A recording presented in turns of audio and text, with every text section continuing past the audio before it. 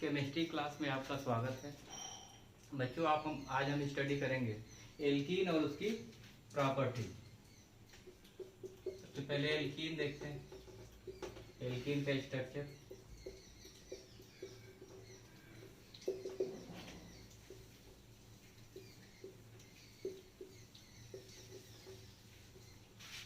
ये sigma bond, ये भी सिग्मा बॉन्ड, ये सिग्मा और यहाँ पाई और एक सिग्मा।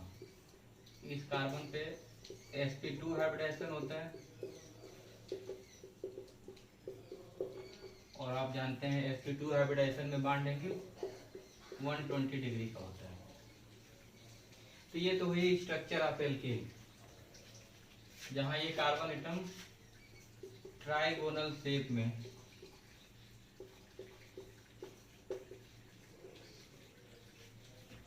प्लेनर और ट्राइगोनल शेप में होता है। स्ट्रक्चर के बाद हम देखेंगे कि एल्कीन के जनरल रिएक्शन क्या होता है।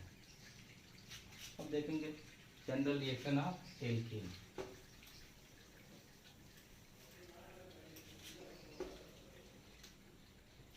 बच्चों एल्कीन को और भी एक नाम से जानते हैं, olefin.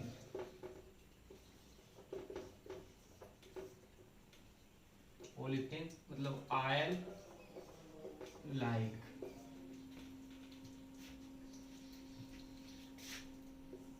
General reaction of alkene.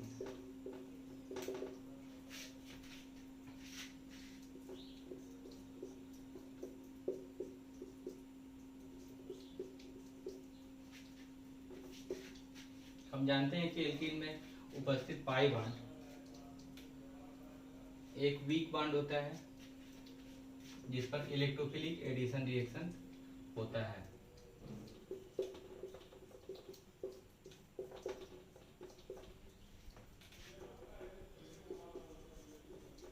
हम देखते हैं कि एल्कीन पे हाइड्रोजन एसिड के रिएक्शन में एल्किल हैलाइड बनते हैं।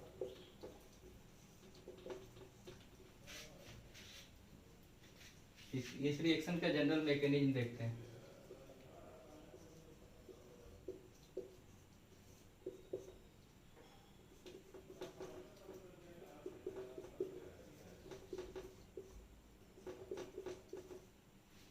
जनरली एल्कीन की हाइड्रोजन एसिड से रिएक्शन 2 स्टेप मैकेनिज्म होती है। स्टेप फर्स्ट,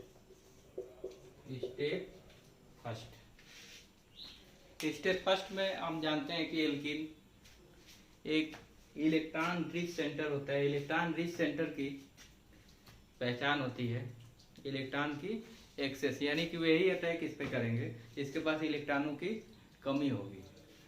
तो हाइड्रोजन एसिड के एडिशन रिएक्शन में सबसे पहले इलेक्ट्रोफाइल एल्कीन पे अटैक करता है, जिसके फलस्वरूप कार्बोकैटायन बनता है। अब देखते हैं स्टेप फर्स्ट में क्या होता है।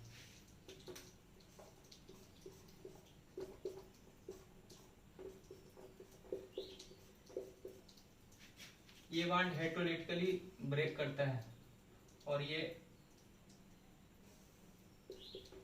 H+ यहाँ अटैक करता है।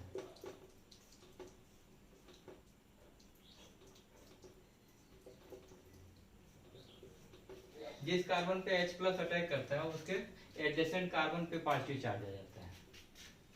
रिजल्ट में कार्बोकैटायन बनता है।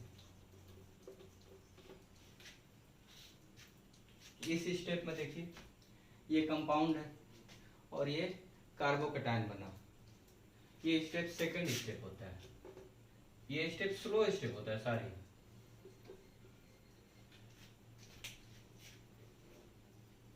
पीछे की कक्षाओं में आप पढ़े होंगे कि किसी भी रिएक्शन की rate determining step slowest step होता है और एल्कीन के हाइड्रोजन एसिड के एडिशन रिएक्शन में स्टेप फर्स्ट जो स्लो स्टेप होता है उसमें H+ पहले अटैक करता है। इस वजह से इस रिएक्शन का नाम पड़ता है इलेक्ट्रोफिलिक एडिशन रिएक्शन। अब देखते हैं स्टेप सेकंड में क्या होता है।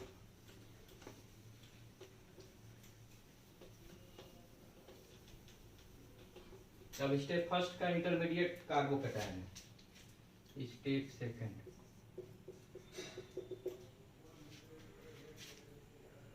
अब ये जो फर्स्ट स्टेप का कार्बोकैटायन बना हुआ है, इस पे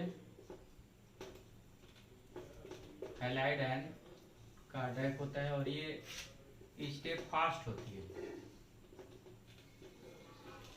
एज ए रिजल्ट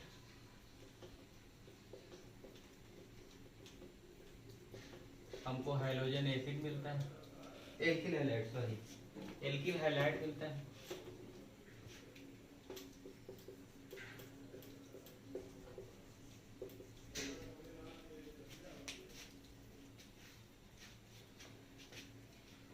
ये तो हुआ जनरल मैकेनिज्म। इस स्टेप में देखिए, स्टेप फर्स्ट में इलेक्ट्रोफाइल का अटैक है, ये H प्लस यही अटैक करता है, H प्लस होता है आपका इलेक्ट्रोफाइल।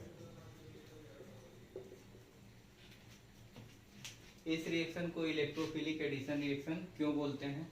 क्योंकि इस रिएक्शन में जो अटैकिंग रिएजेंट है H प्लस है, और H प्लस किस नेचर का होता है? इलेक्ट्रोफिलिक होता है। क्यों इलेक्ट्रोफिलिक होता है? H प्लस के पास कोई इलेक्ट्रॉन नहीं होता है और ये अटैक वहीं करता है जहां इसको इलेक्ट्रॉन मिलते हैं, यानी कि H प्लस का अटैक इलेक्ट्रॉन रिच सेंटर पे होता है। H प्लस जिस सेंटर पे अटैक करता है उसके ठीक एडजेसेंट पोजीशन पे पॉजिटिव चार्ज डेवलप हो जाता है। तो स्टेप फर्स्ट में बना आपका कार्बोकैटायन, इस स्टेप में बना कार्बोकैटायन एल्कीन की अपेक्षा अनस्टेबल होता है, इस वजह से ये स्टेप स्लो है। और स्टेप सेकंड में देखिए, जो बना कार्बोकैटायन है उसे हैलाइड आयन कैप्चर करके एल्किल हैलाइड बनता है और यह स्टेप फास्ट स्टेप होता है। तो रेट डिटरमाइनिंग स्टेप इस सब क्रिया में क्या होगा? हम जानते हैं स्लोवेस्ट स्टेप ही रेट डिटरमाइनिंग स्टेप होता है, यानी कि स्टेप फर्स्ट ही रेट डिटरमाइनिंग स्टेप होगा। इस वजह से इस रिएक्शन का नाम आपका जनरली इलेक्ट्रोफिलिक एडिशन रिएक्शन होता है। अब इसको एक जनरल एग्जांपल लेके हम देखते हैं।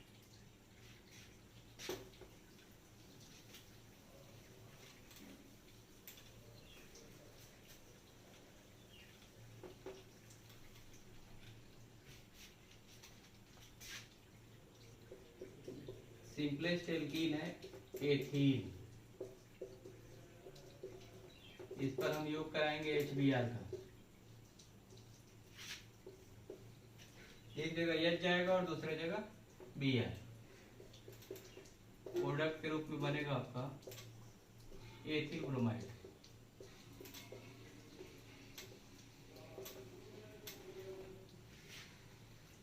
एल्कीन HBr का योग अब क्रिया हुआ, प्रोडक्ट बना एथिल ब्रोमाइड। अब मैकेनिज्म देखते हैं। आप पीछे पढ़े हैं, यह रिएक्शन 2 स्टेप में कंप्लीट होता है। Step first attack of electrophile,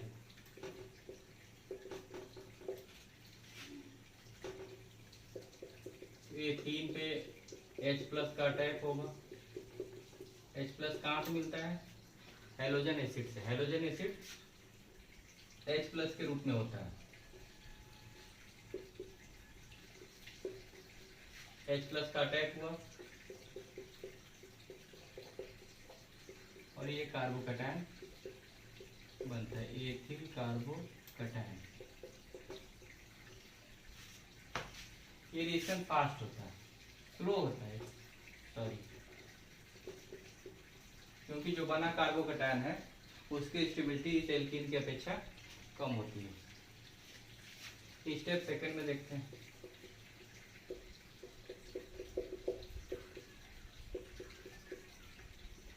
attack of bromide ion to positive centre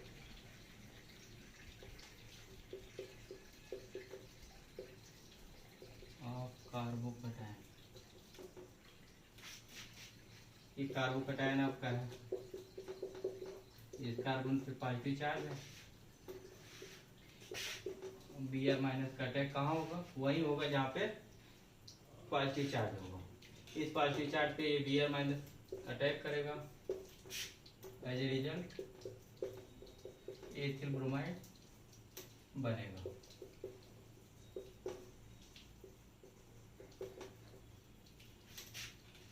ये स्टेप आपका देखिए, ये भी आयन और ये भी आयन दोनों मिलके बनते हैं neutral compound. Neutral compound ion के अपेक्षा स्टेबल होगा, इस वजह से ये स्टेप क्या होगा, अनस्टेबल से स्टेबल जब भी बनेगा तो फास्ट होगा, और यहाँ स्टेबल से अनस्टेबल है तो स्लो होगा। तो ये दो स्टेप में देखते हैं कि पहले स्टेप में कार्बोकैटायन बन रहा है जो कि एल्कीन की अपेक्षा अनस्टेबल है, इस वजह से ये स्लो स्टेप है। जबकि दूसरे स्टेप में ये कार्बोकैटायन ब्रोमाइड आयन से मिलके एथिल ब्रोमाइड बना रहा है जो कार्बोकैटायन की अपेक्षा स्टेबल है, इस वजह से ये रिएक्शन फास्ट होता है और रिएक्शन का नाम स्लो स्टेप पे ही पड़ता है। तो ये रिएक्शन क्या होगा, electrophilic addition of halogen acid. ये तो हुआ सिंपल रिएक्शन। सिमेट्रिकल एल्कीन में हैलोजन एसिड के रिएक्शन से एक ही प्रोडक्ट बनता है, लेकिन जब ये एल्कीन अनसिमेट्रिकल लेते हैं तो एक प्रोडक्ट की जगह पे दो दो प्रोडक्ट बनते हैं, एक कम बनता है और एक ज्यादा। जो कम बनता है उसको माइनर प्रोडक्ट बोलते हैं और जिसकी मात्रा अधिक होती है उसको मेजर प्रोडक्ट कहते हैं। अब मेजर प्रोडक्ट और माइनर प्रोडक्ट कैसे डिसाइड होंगे, कौन से फैक्टर होते हैं जिससे मेजर प्रोडक्ट बनते हैं और किससे माइनर प्रोडक्ट बनते हैं, ये हम देखेंगे अगले एग्जाम्पल से। अब हम प्रोपीन पे HBr का एडिशन कराएंगे। प्रोपीन पर हाइड्रोजन ब्रोमाइड का एडिशन।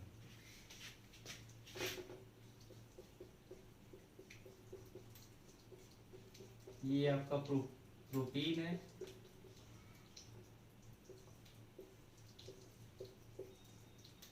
ये अनसिमेट्रिकल एल्कीन है। देखिए यहाँ से डिवाइड करेंगे तो इधर दो कार्बन है, इधर एक ही कार्बन है। सिमेट्रिकल एल्कीन में एल्कीन से डिवीजन करने पे इक्वल हाफ मिलते हैं, जबकि इसमें इक्वल हाफ नहीं मिल रहा है। इस तरह के एल्कीन्स को बोलते हैं अनसिमेट्रिकल एल्कीन। तो अनसिमेट्रिकल एल्कीन पर HBr के योग अपक्रिया में मेन प्रोडक्ट देखते हैं क्या बनता है। अब यहाँ देखिए पॉसिबिलिटी दो है, Br आपका यहाँ भी अटैक कर सकता है और यहाँ भी अटैक कर सकता है। सपोज करिए ये पाथ 1 और ये पाथ 2 है। पाथ 1 का अगर रिएक्शन होता है तो मेन प्रोडक्ट क्या बनेगा,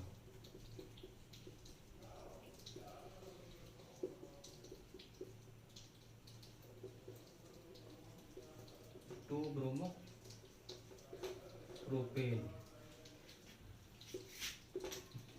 और अगर ब्रोमीन का एडिशन यहाँ होता है तो आपका प्रोडक्ट बनेगा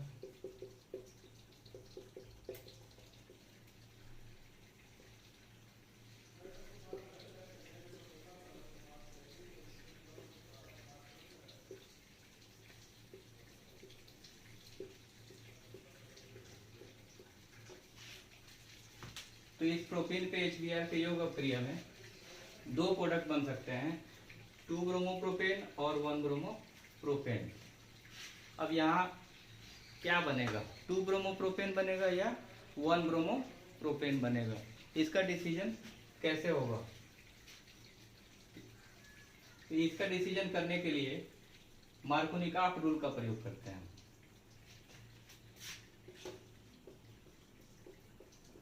मार्कोनिकॉफ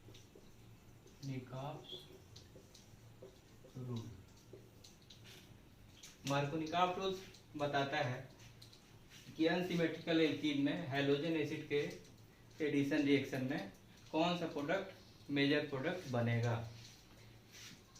मार्कोनिकॉफ रूल है क्या, मार्कोनिकॉफ रूल कहता है कि किसी भी अनसिमेट्रिकल एल्कीन पर हैलोजन एसिड के योग अपक्रिया में हैलोजन अम्ल का निगेटिव पोर्शन उस कार्बन पर अटैक करता है जहां जुड़े हाइड्रोजन परमाणुओं की संख्या न्यूनतम होती है। अब इसमें देखिए यहाँ 2 हाइड्रोजन है और यहाँ 1 हाइड्रोजन है, और HBr का इसका निगेटिव पोर्शन क्या है, Br माइनस। तो निगेटिव पोर्शन उस कार्बन से जुड़ेगा जिससे जुड़े हाइड्रोजन परमाणुओं की संख्या न्यूनतम होती है। तो यहाँ 1 हाइड्रोजन है और यहाँ 2 हाइड्रोजन है, तो ये Br अटैक करेगा इस कार्बन पे, कार्बन नंबर 2 पे, क्योंकि यहाँ पे एक हाइड्रोजन है, यानी कि ये प्रोडक्ट जो है मार्कोनिकॉफ प्रोडक्ट है। मार्कोनिकॉफ रूल को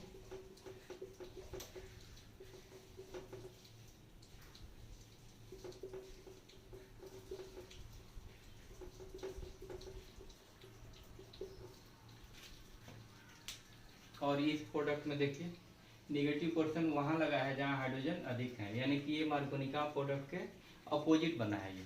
इस वजह से इस प्रोडक्ट को बोलते हैं एंटी मार्कोनिकॉफ।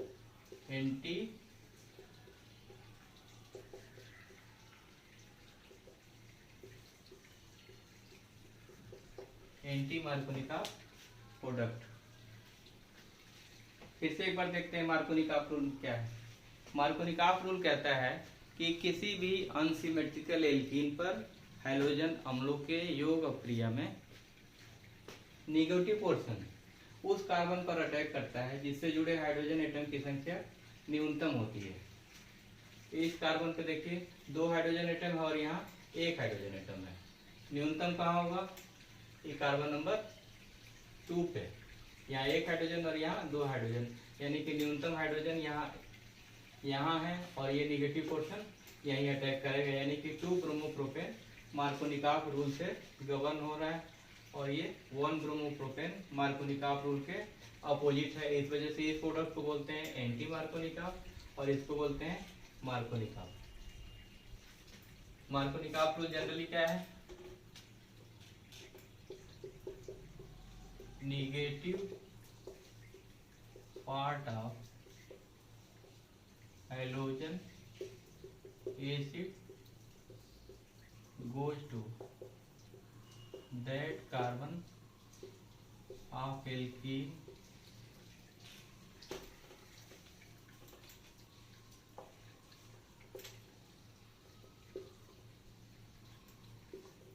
which possess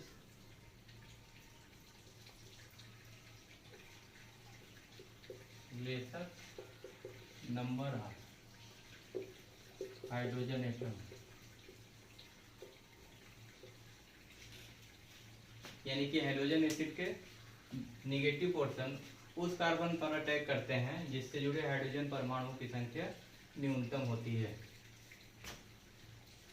और यहाँ देखिए यहाँ न्यूनतम है, 1 हाइड्रोजन है और यहाँ 2, तो निगेटिव पोर्शन इस पे अटैक करेगा और 2 ब्रोमोप्रोपेन बनेगा। ये मार्कोनिकॉफ रूल से गवर्न हो रहा है। अब देखेंगे कि मार्कोनिकॉफ रूल का बेसिस क्या है। एक्सप्लेन करते हैं कि मार्कोनिकॉफ रूल में ऐसा क्यों होता है कि निगेटिव पोर्शन वहीं अटैक करता है जहां हाइड्रोजन परमाणुओं की संख्या न्यूनतम होती है।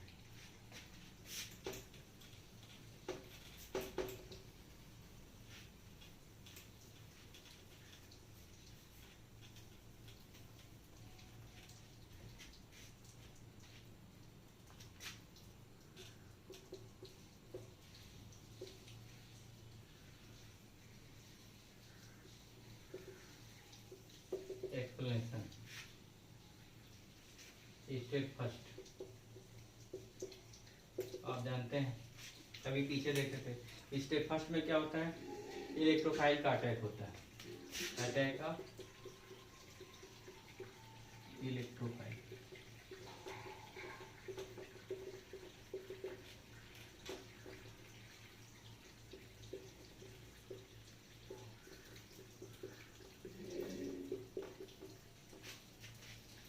H प्लस कहाँ अटैक करेगा?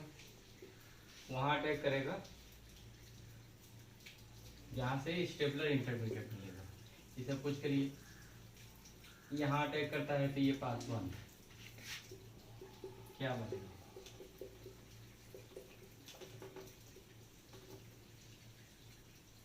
पाथ 1 का प्रोडक्ट ये है, इस सेकेंडरी कार्बोकेटायन।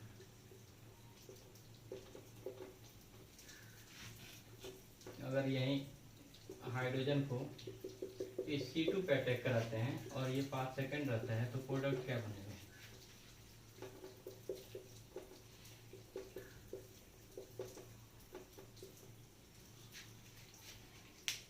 हाइड्रोजन का अटैक अगर C1 पे होता है तो सेकेंडरी कार्बोकेटायन मिलता है, और अगर यही अटैक C2 पे होता है तो प्राइमरी कार्बोकेटायन मिलता है। अब देखते हैं इसमें से स्टेबल कौन है। ये प्राइमरी कार्बोकेटायन है।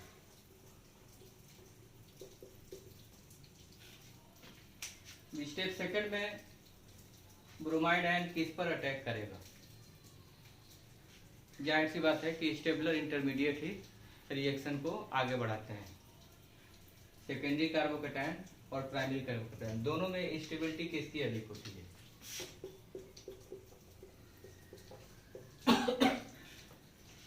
स्टेबलर इंटरमीडिएट सेकेंडरी कार्बोकेटायन होता है, यानी कि जहां कहीं भी पॉसिबिलिटी होती है एक से अधिक इंटरमीडिएट बनने के, तो वह इंटरमीडिएट बनता है जो स्टेबलर होता है।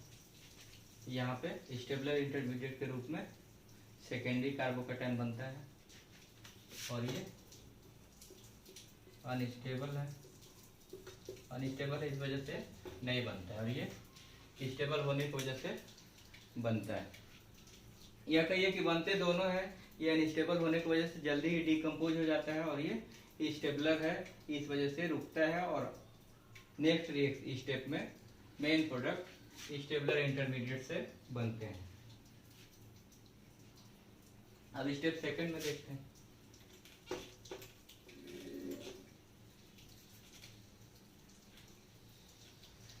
Step second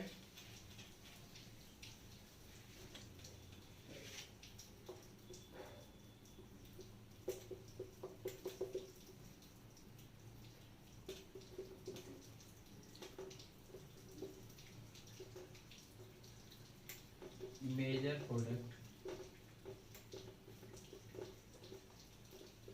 proceed via stabler intermediate. Step second में जो स्टेबलर इंटरमीडिएट था सेकेंडरी कार्बोकेटायन था,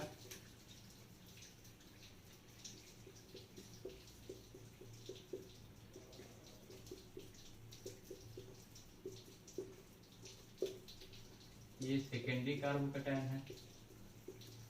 ये कहाँ से मिलता है आपको? जब एल्कीन पे H+ का अटैक होता है स्टेप फर्स्ट में, तो सेकेंडरी कार्बोकेटायन जो स्टेबलर होता है ये मिलता है और नेक्स्ट स्टेप या स्टेप सेकंड में इसी स्टेबलर कार्बोकेटायन के पॉजिटिव सेंटर पे ये ब्रोमाइड आयन अटैक करता है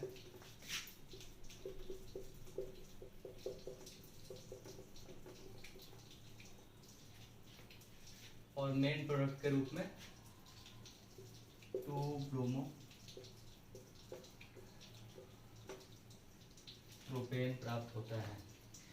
अब ये स्टेप देखिए, ये भी आयन है, ये भी आयन है और ये प्रोडक्ट है, तो दो आयन्स मिलेंगे और न्यूट्रल कंपाउंड बनाएंगे। तो जाहिर सी बात है कि ये साइड अनस्टेबल है और ये स्टेबल है। जितना ज़्यादा चार्ज होता है स्टेबिलिटी उतनी ही कम होती है, यानी कि न्यूट्रल कैरेक्टर स्टेबिलिटी बढ़ाता है। और यहाँ कंपाउंड है जो कि न्यूट्रल है और इधर आयन्स है, यानी कि ये स्टेप फास्ट है। कारण क्या है? ये अनस्टेबल है और ये स्टेबल। इस स्टेप में अनस्टेबल से स्टेबल बन रहा है, यानी कि ये स्टेप फास्ट होगा। और स्टेप फर्स्ट में क्या था? एल्कीन से कार्बोकेटायन बना था और कार्बोकेटायन एल्कीन की अपेक्षा अनस्टेबल होता है, वो स्लो होता है। तो इन दोनों रिएक्शन में रेट डिटरमाइनिंग स्टेप कौन सा स्टेप होता है? तो अभी आपको बताए थे कि rate determining step slowest step होता है और इस रिएक्शन में step first attack of electrophile slowest step है और वही रेट डिटरमाइनिंग स्टेप है। और अब इस प्रकार देखते हैं कि मार्कोनिका प्रोडक्ट बनने में स्टेप फर्स्ट स्टेबलर कार्बोकेटायन बनाता है और उस स्टेबलर कार्बोकेटायन पे ब्रोमाइड आयन अटैक करता है और मेन प्रोडक्ट के रूप में 2-ब्रोमो प्रोपेन प्राप्त होता है। बच्चों, तो हमने देखा मार्कोनिका रूल। और मार्कोनिका रूल कहाँ कहाँ काम करता है? केवल अनसिमेट्रिकल एल्कीन पर हाइड्रोजन ब्रोमाइड के एडिशन रिएक्शन में मार्कोनिका रूल काम करता है।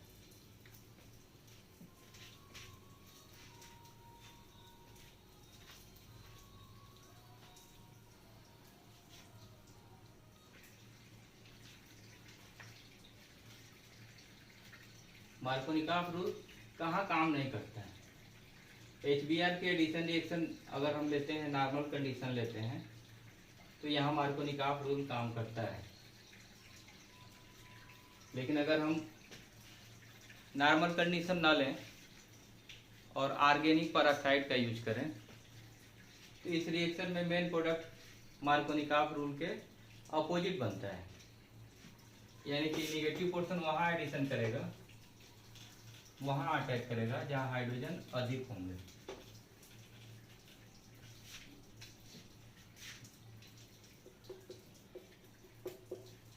एंटी मार्कोनिकॉफ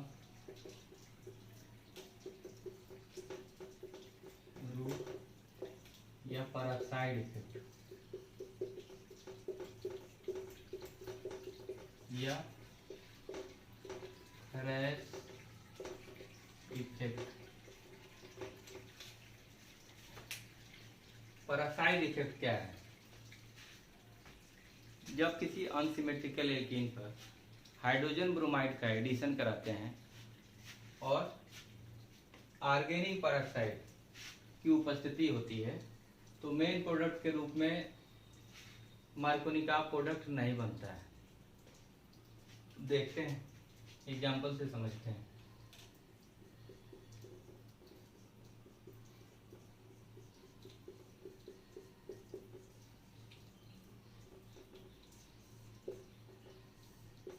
HBr का रिएक्शन कराते हैं, इसमें ऑर्गेनिक पेरोक्साइड लेते हैं,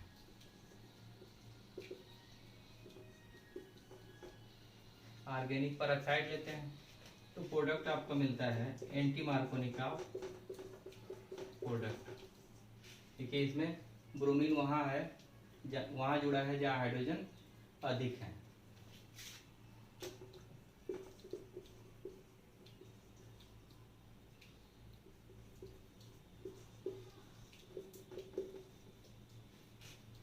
तो पेरोक्साइड के प्रेजेंस में प्रोडक्ट बना एंटी मार्कोनिकॉफ, और पेरोक्साइड के एब्सेंस में क्या बनेगा, अभी आप देखे थे।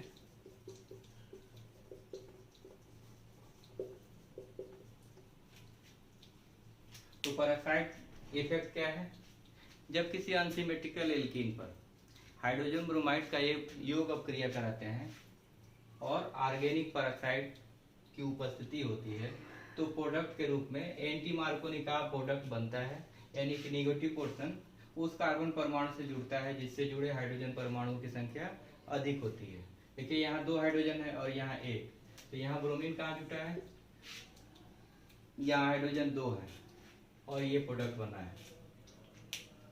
इसको कहते हैं एंटी मार्कोनिकॉफ प्रोडक्ट और इस इफेक्ट को बोलते हैं पेरोक्साइड इफेक्ट। अगर पेरोक्साइड ना लें तो मेन प्रोडक्ट आपका बनेगा 2-ब्रोमो-प्रोपेन। अब देखते हैं पेरोक्साइड इफेक्ट कहाँ काम करता है। पेरोक्साइड इफेक्ट केवल HBr के योग अपक्रिया में करता है, ओनली HBr, केवल इसी में पेरोक्साइड इफेक्ट काम करता है। HCl, HI और HF न यहाँ करेगा, न यहाँ करेगा और ना ही यहाँ। तो इस प्रकार हम देखें इलेक्ट्रोफिलिक एडिशन रिएक्शन, जिसमें एल्कीन की अपक्रिया हाइड्रोजन एसिड से कराते हैं, पेरोक्साइड के उपस्थिति में भी और बिना पेरोक्साइड के। इस टॉपिक में बस इतना ही, अब बाकी का नेक्स्ट लेक्चर में।